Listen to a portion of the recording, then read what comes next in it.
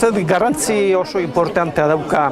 Batetik kapera egun guztian zabalik egoten da, eta egunen zehar beti dator jendea, hizketara, otoitzera, egotera, apur bai lasaitzera. En los hospitales, pues a veces el ruido de lo técnico es tanto ruido que el enfermo tiene mucho ruido alrededor, pero la verdad es que hay pocos ámbitos donde uno poder estar con un poquito de paz, un poquito de tranquilidad. Desde ahí, pues la propuesta del Servicio de Asistencia Religiosa de acompañar a la gente en ese proceso, pues yo creo que es una propuesta necesaria.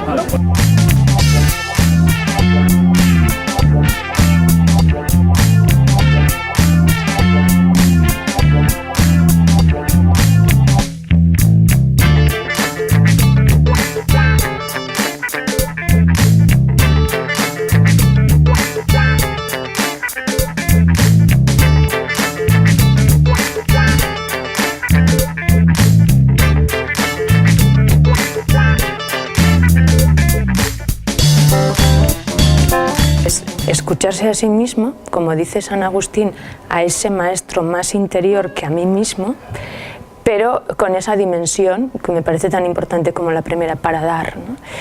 No es una espiritualidad de qué bien estoy, qué a gusto estoy, qué tranquila estoy, qué relajada estoy, sino el cristiano, la misión del cristiano siempre es para alguien, no es para sí mismo. Nolabait, bueno, erretiro moduan, gogoeta moduan, otoitz giroan eskatu zitzaidan, egun hau, eta niretzako eta nire bizitzatik aporte egin dezakedana da hain zuzen barrura bueltatzea, itzultzea.